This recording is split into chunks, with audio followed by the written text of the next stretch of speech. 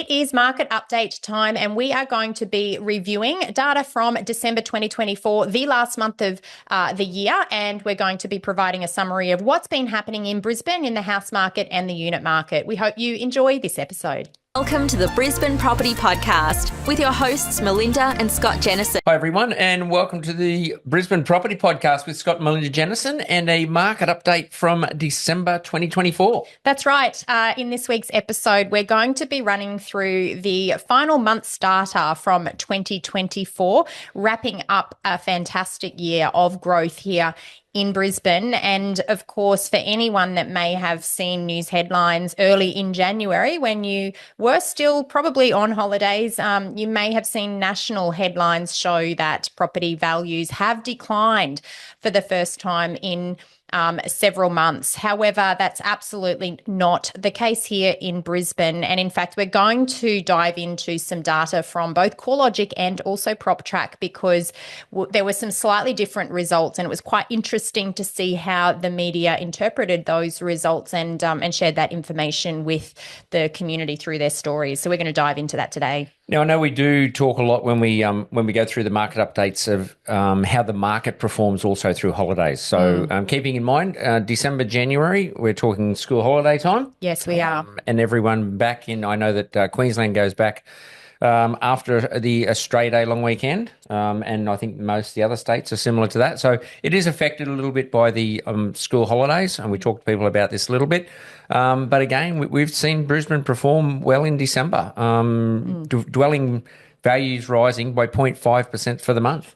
Yeah, that's right. And we're going to talk more specifically about the house market and the unit market throughout this podcast episode. But unlike other capital city markets around Australia, Brisbane did still show positive growth. And this is according to that CoreLogic data. So regardless of what you may be hearing from a national news headline perspective, CoreLogic is actually confirming that positive price growth still occurred here in Brisbane in the month of December. Yeah, we did see Sydney and Melbourne, two of the largest markets, have a bit of a decline. But yeah, as I mentioned earlier, 0.5%. Brisbane just edged out by Perth at 0.7%. So yeah, still and performing also very well. And Adelaide as well at 0.6%. That's right. Yeah. So look, there is definitely a deceleration in the rate of growth here in Brisbane. The rate of deceleration of growth here in Brisbane, though, is not as acute and as fast as the rate of deceleration in both Adelaide and Perth. And what I mean by that is whilst Adelaide and Perth are still slightly ahead in terms of the monthly growth rate than Brisbane, in actual fact, over the last quarter, the quarterly growth rates have actually come down a lot more in those two cities compared to Brisbane. So there's a little bit more resilience in our market, which is quite interesting because as we've discussed in previous market update episodes, affordability continues to be something that is more of a concern for buyers coming into Brisbane because of the huge shifts in value that we have seen more recently. But it is clear that there are still several markets in Brisbane that are growing at a pace that continues to keep that median value overall in positive growth territory. And speaking in the median value, median dwellings, and again, any new listeners that have come on board, welcome. But we talk about Greater Brisbane here. So a massive footprint we're covering for Greater Brisbane. That's where the data come from. But median dwelling values, 890,746. And if you think back and we talk about long-term investing into property, 10 years ago, in 2015, the median value was $490,000. Imagine if only we'd bought 10 properties at that price, what would we be worth today? Well, actually, there were many savvy property investors that have been building their portfolio over many years since then and even prior to then. And obviously, this is the power of property and you know, property investing when you do buy into a market that has that capital appreciation. Yes, so when we look back at Brisbane's performance in the last 10 years, there's been 90.4% capital growth here in Brisbane. Now, the only capital city market that outpaced Brisbane on a 10-year basis in terms of median value change was actually Adelaide, only very slightly ahead at 93.3%. So this is a really interesting talking point, Scott, because so many people focus on short-term movements in property values and what's happened this month or in the last quarter or in the last 12 months. And there's so much news and so much talk about Perth and what's happening in Perth because Perth's had this huge significant growth, especially in the last 12 to 18 months. And yet when we look back at the 10-year performance in Perth, actually, 54.8% has been the capital growth rate in Perth over the same period that Brisbane's actually shifted 90.4%. That's a significant difference in growth between those two cities. And it's not a pick on Perth day. This is literally just talking to the statistics because there's a lot of short-term media commentary. There's noise in the market that often distracts investors from long-term opportunity. Now, of course, I'm not denying that if you pick a different 10-year period, different markets may perform in different ways, but this is the data up to the end of December, and Brisbane is the market that's performed in terms of capital cities, the second highest in terms of capital growth. But if we run through some of those other markets, people often talk about, what's happening in Sydney. Sydney actually moved 70.4%. So over the last 10 years, Brisbane median values grew almost 20% higher than median values in Sydney. We look at Hobart, its performance was 87.3% over the last 10 years. And now for those people that understand and listen to our podcast regularly, we've talked about the fact that Hobart's been very flat or even slightly negative in terms of its more recent growth. So its peak happened before the current time period. And then we've got Canberra. It had 62.1% growth over the last 10 years. Perth, 54.8%, as I pointed out previously. Melbourne, it was an underperformer in the last 10 years, 49.3% growth. And of course, we're still seeing negative growth happen down there in Melbourne. But anyone that's held property in Darwin in the last 10 years, you'd be feeling really bummed based on some of the growth that's occurred elsewhere, because Darwin property values at a median value level have actually gone down in the last 10 years, 3.4%. So, that's actually incredible given the phenomenal growth we've seen in other capital city markets. And I think this also talks to the fact that property markets are not driven solely by changes in interest rates or things that people think influence property values. They are driven by local factors that influence supply and demand in a particular market, economic development, the opportunity for job creation, employment prospects, how many properties are available to buy, what's that population movement doing. All of these things influence what may happen in a specific property market, because when we can see that difference in performance over a 10-year period across Australia's capital city markets, it's significant. Yeah, you look at those when you talk about the other things that influence that. I mean, we've just come off, well, it seems like a long time ago now, but COVID-19, when people started to move around and the migration and those types of things, a lot of people look for that space and the warm weather and things like that. I mean, that obviously makes Brisbane an invitation for everyone as well.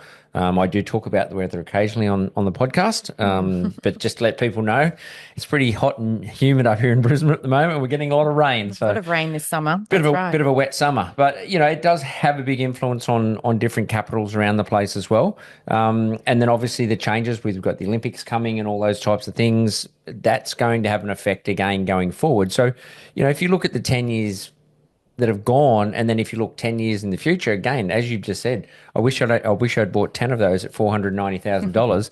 Well, if you've got $1 million or 900,000, which is what the median is now, say $1 million, and in 10 years' time you could nearly double that. It's not a bad investment.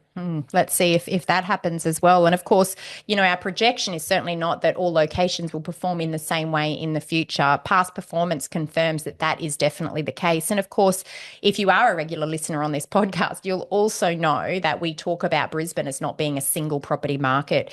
And in fact, we've got a great episode coming up within the next couple of weeks where we're going to be talking about, specific locations and areas within Brisbane that have different levels of supply in terms of those listing volumes. Some areas have a lot more choice for buyers in the market, in that there's a lot more available for sale right now compared to other areas where there's just very, very little. And of course, that can influence supply and demand metrics at a local level and cause that price pressure to go either upward or downward. And of course, we often talk about median values and what's tracking at a citywide level, or greater Brisbane as a whole, but there's micro markets and many of them within Brisbane that are all performing in different ways. Now, when we talk about the market here in Brisbane, if you look at the last year, sales volumes have increased 5.1%, Yep. whilst total listings, according to SQM research, have fallen. Yeah, look, SQM research continue to show evidence that there's just so little to buy, still between 25 and 30% below our long-term average in terms of the total volume of properties available for sale at a time where, as you pointed out correctly, transaction volumes have actually increased over the last 12 months. Now, of course, in December, we often see listings fall as many property sellers choose to hold their listing until the new year. A lot of the time, we don't see those listings recover until after that Australia Day long weekend. So, we do see less supply over December and January, and then generally that supply will pick up in terms of the number of properties available for sale. That was no different in the last month of 2024. We did see the total volume of listings decrease here in Brisbane, but of course the buyer volume also drops at that time because a lot of buyers just go Christmas shopping or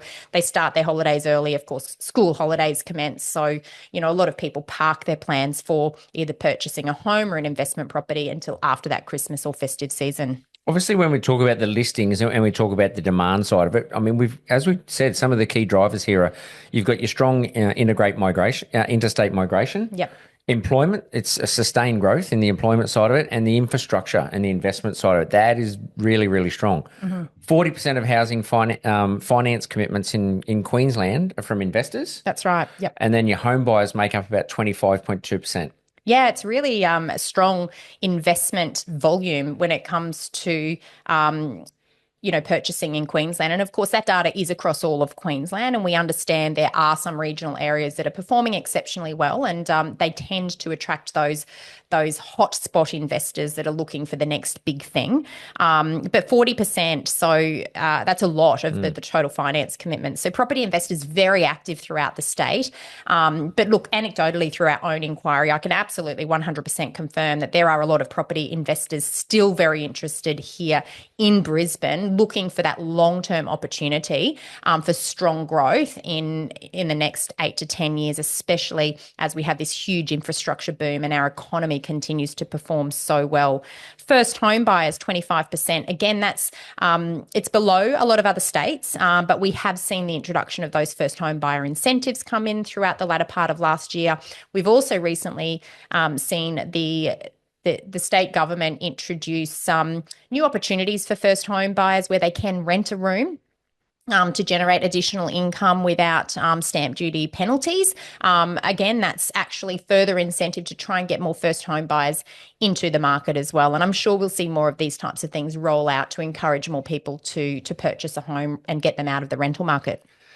Rental market, which we'll touch on a little bit later, vacancy rates at just 1%, but there's obviously challenges for affordability and that side of things when you look at the properties that have gone up and the pressure and the amount of supply and demand on that side of things. So obviously there's an affordability side of it. Yeah. Still affecting people. Yeah, look, affordability is definitely a real issue for some people here in Brisbane. Now, there's been a huge decline in affordability as property values have escalated so rapidly, especially in the last 5 years off the back of the COVID-19 pandemic. At the same time, we've had rising interest rates, we've had escalating living costs, we've had stagnant wages growth. So it has left a lot of prospective buyers priced out of the market. I would say it doesn't affect all people in the same way. And of course, throughout COVID, we saw a lot of people put excess cash into offset accounts, savings buffers increased dramatically. And therefore, people that were on higher incomes typically had the ability to save much more rapidly during that pandemic period. Now, on the other side, as interest rates have obviously escalated, we've got a situation where there's a lot of people that have a lot of money. We've seen a lot of cash buyers in the market. They're continuing to put pressure on prices, especially for premium properties in some locations. And yet we've got the other end of the market where people are really struggling. People can no longer afford to buy in their local market. They're being pushed out to areas that are more affordable, or they're changing their property preferences to a more affordable property type. And that's why we're seeing a shift in that market demand as well. Add to that a little bit of pressure on construction. And I know we've talked about this for quite a while now, off the back of the COVID side of things, that construction prices went up. We've got a shortage of trades. We've got increased material costs. But the commencement of the dwellings, I mean, we fell short by more than 12,000 dwellings in the year. And then a shortfall of that, obviously, it just puts more and more pressure on the housing side of things.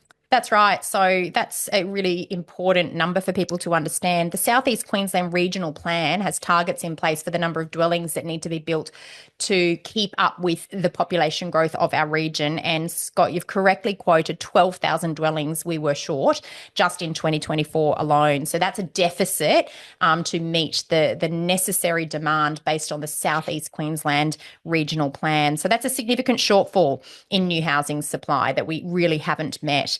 But the gap highlights the challenges that we have in South East Queensland and Brisbane.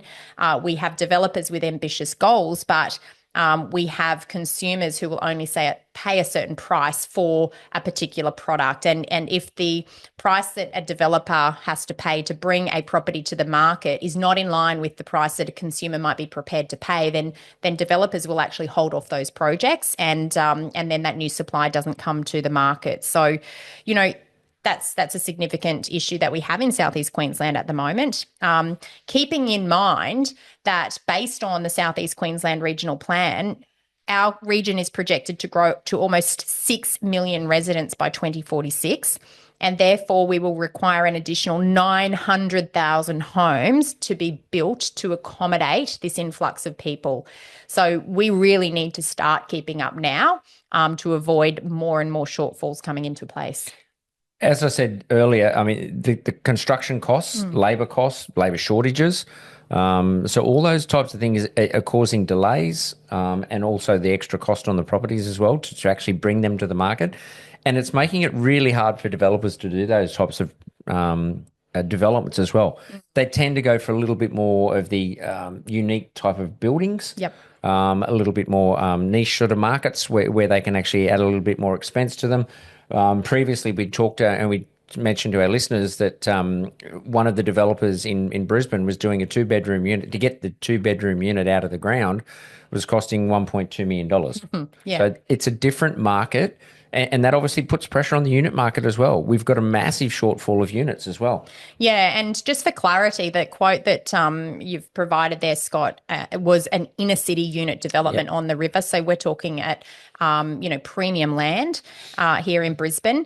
And for context, just for our listeners to understand, in 2024, only 1,523 units were actually completed and delivered to the market here in Brisbane, which is more than 50% below initial forecasts. So, we're even behind in that high density unit market. Looking ahead to this year in 2025, 2,691 units are proposed for completion, but nearly 10% of those are yet to even commence construction. So there's absolutely no way in the world that they're going to be delivered in the next 12 months. So, it's very unlikely even that this target will be met, and yet it's well out of sync with what our projections need to be for new dwellings. And when you touched on, as you explained then to our listeners, that unit development we're talking about being on the river, that's what I'm talking about, that niche type of market. Okay, it's something different. It's developers can do that type of thing because they sell it for a much higher price point, but it takes it away from that affordability people for looking to buy just basic standard units that is shelter for everyone as well. So that's the complicated part that we're talking about. They have to go to that niche market to do something really different, and they will go upscale and they'll finish it with a higher finishes, city views, river views, that type of thing as well. So therefore, they're really targeting a market that are the top end, that are the cash buyers, that are the downsizers, that have the capacity to pay these higher prices, but they're certainly not resolving the affordability issue for those that are entering the market or first home buyers or people that might be on more moderate incomes. So again, so the vicious cycle continues. Yep. So we jump into dwelling values. Yep. As I mentioned earlier on at the start, we had an increase of 0.5%.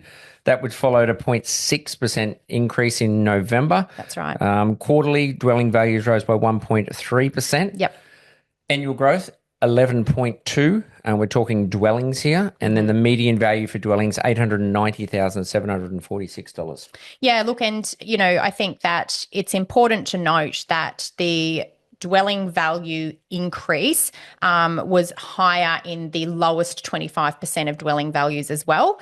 3.1% growth in the 3 months up to the end of November in the lowest segment of the market, 1.2% growth in the highest segment of the market. So that's the bottom 25% of property values and the top 25% of property values. But we still know, and it's still happening, that the unit and townhouse market is outperforming the house market here in Brisbane. That was still the case based on December market. So let's break that down, because that also influences those segments of the market with those more affordable properties.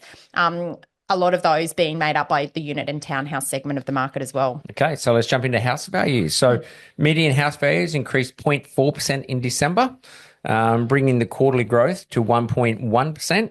And annually, we had a rise of 10.2%. Yeah, now unlike some other capital city markets, for example, Melbourne was down 2.9% over the year and Sydney up only 2.5%. Brisbane was one of the top performers, with Adelaide and Perth both ahead of Brisbane in terms of the annual house price performance. So one of the top three, which was great news for Brisbane. I will say this is CoreLogic data, and PropTrack data offered a contrasting perspective in December. And in fact, the news headlines that came out through some of our local journalists was that property values in Brisbane declined in December. House values declined. Now, PropTrack recorded a 0.02% decline in house values across the month of December. So as I said, a contrasting view. 0.02% is almost negligible, whereas the CoreLogic data is showing a 0.4% change. So it is important to highlight that the market is slowing down. Different ways that property values are measured are obviously producing slightly different results. And we often find that PropTrack is a little bit more conservative, and this is not the first time that it has contrasted what CoreLogic has showed. But I think it's important for listeners to understand that the market is slowing in that house market, and buyers need to be aware of that. Yeah, so that median price for house values, $977,575. Yeah, it's a lot. Jumping. And in fact, I will say Brisbane remains the second most expensive capital city market when it comes to median values across all of Australia. So we trail behind Sydney. However, as we've pointed out in previous podcast episodes, in terms of the median value on a per square metre basis, we remain one of the more affordable markets across Brisbane. And I think that's an important point to make. It's about what you are getting for the dollar that you're spending, and not just about price alone. Bang for your buck, they say. That's right. Units have outperformed houses again in December with a 0.8% increase. Really strong growth still for the unit market. Quarterly values rose by 2% and an annual increase of 16.6% to see the median unit value at $680,893. Yeah, look, when you say really strong growth in the unit market, comparatively so, it's double the rate of growth in the housing market. 0.8% growth. It's not significant growth. It's showing that that segment of the market is slowing down, but it is still growing on a month-on-month basis. But yes, complete outperformance with annual unit values changing 16.6% compared to 10.2% in the house market is a little bit unheard of. It's not common in many areas across the nation at all. But I think in Brisbane, because of that limited supply in the unit market, especially in those inner city and blue chip locations, it's a supply and demand effect. And we've got more affordable units and townhouses in some premium locations. And we've seen that buyer shift in terms of what their preferences are to be in more desirable locations, in closer proximity to perhaps the city, etc. So a lot of that is due to affordability constraints. Yeah, definitely. Again, just to confuse everyone, PropTrack, a marginal decline of 0.1% for unit values in Brisbane. Which is interesting because it's showing that the unit market declined more than the house market, whereas CoreLogic is showing that the unit market outperformed the house market, by 100%. So, really interesting to see. And we'll be watching that trend in the next month as the data houses put out their next lot of data. Rental market, as I mentioned earlier, vacancy rates holding steady at 1%. Gross yields, so houses and units remain at 3.4% for houses and 4.5% gross yields for houses and units. And just for some perspective, the information that we share here on vacancy rates at 1%, that was in December, and that was data available up to the end of November. Now, we always see vacancies increase over the December-January period. And in fact, the most recent data came out just before we recorded this podcast, and vacancy rates in Brisbane are now sitting at 1.2%. So we've seen that seasonal shift upward. So I thought I'd update with the most recent information, even though this is a December market update. Right now in January, we've seen those vacancy rates lift. But yeah, gross yields for houses 3.4% and for units 4.5%. So we're seeing more income come in based on the purchase price when we're buying a unit at a gross level. Of course, we have to consider all of the costs associated with holding those properties to determine which is a better asset for an investor on a net yield basis. But rent growth, I will say, has moderated, and that's moderated in both the house growth or house segment of the market and also in the unit segment. So for houses, we've seen annual rents grow 3.2%, and for units, we've seen annual rents grow 3.3%. So tenants will be relieved that we are seeing that slowdown in the rate of growth. So it's more in line with long-term averages. We've certainly seen some significant changes more recently where we've had double-digit annual growth. So I think that we're starting to see those affordability constraints come into that rental market as well. I will say in some segments of the market, we're still seeing much stronger rental price growth, especially in areas where there's a scarcity of supply and the local demographic can afford to pay more. However, in other segments of the market, we're starting to see the rental prices come down simply because people can't afford to pay more, and we've hit an affordability threshold. And I think you'll probably, again, I know we've talked about this in the past, I think we'll probably see an increase in that share of that household income as well. So household size, you mean? Yep, household size, Yep. more people living in the place to be able to share that income to pay the rent as well. Absolutely. So looking ahead, look, I think Brisbane's 2025 still looks very strong. I think there's limited supply, high demand. Migration's still strong. And as we talked about, the employment, the infrastructure, all those types of things. There's a few things that will have some impact on the market, and we can run through them really quickly. Obviously, a federal election. Look, yeah, the federal election that's going to be scheduled at some stage in early 2025 or closer to mid-year, we're not sure yet.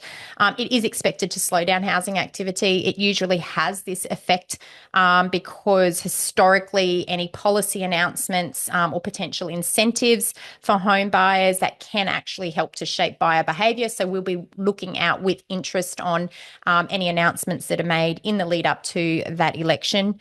The other area that is a little bit of a headwind is that construction sector. It does face a lot of challenges, especially here in southeast Queensland at the moment. There's obviously high costs, there's labour shortages, and these issues have already caused significant delays on completions here in southeast Queensland, both in the new housing area and also in the newer higher density dwelling space. So we expect that those housing shortfalls will continue to fall behind and cause further supply shortages in the near term. So, that's a concern for the market in terms of ongoing supply. What we'll typically see as well is developers favour those niche type of projects, high value niche projects, and targeting those people that are the cash buyers or the downsizers that have the capacity to pay a premium for a quality product. And I think the final one is probably the interest rates. Depending on what the Reserve Bank does there, whether they cut rates, that'll affect the borrowing capacity as well. That's true. Yes, exactly. And I think all buyers, watch with interest what direction interest rates are taking. It's very unlikely we're going to see any further rate rises. Rates have been on hold for several months now. So, in the event we see any interest rate cuts, whether that has a significant impact on buyer demand or not, time will tell. But, we will be watching that with interest in the coming months also. I think there'll be a lot of competition. And I think particularly in that sort of 1.5 mil under sort of area, there will be a lot of pressure and there'll be a lot of competition in that sort of space as well. Yeah. But long-term wise, look, I think we're positioned well for steady growth. Yeah, absolutely. And, you've rightly pointed out, a price point where we're still seeing much stronger buyer activity. Anything around that median value is very strong, up to sort of 1.5 for family homes. In the top end of the market, the buyer activity does thin out a little bit. However, there's still, enough buyers to satisfy the number of properties that are available. We definitely see more transacting off market in that higher end of the market, in those niche spaces as well. And of course, if you're wanting to tap into those off market opportunities that we often see, please reach out to our team and we'll explain, that value add opportunity that a buyer's agent can provide for you. So that's it for our market update. Perfect. Hopefully that's been good information. Hopefully everyone did enjoy their holidays and they're all back into the swing of things. We've got lots more information, podcasts, guests, all that type of thing coming your way. So hopefully everyone still enjoys all the information we do share. A lot of work goes into this. And I will let Melinda wrap it up as I normally do. So thanks very much for listening. Take care and bye for now. Thanks again for tuning into the Brisbane Property Podcast, and especially for this market update, the first market update that we have for you in 2025. If you've enjoyed this episode, please share with friends and family. We would love for you to subscribe to our YouTube channel and also subscribe to our podcast so you don't miss future episodes. Again, if you love the content and you want others to find this content and also get value from what we share, please leave us a review on your favourite podcast player so that more people can find this content and share its value also. Thank you again for your time. Thanks for joining us. We look forward to speaking with you again next week. And bye for now.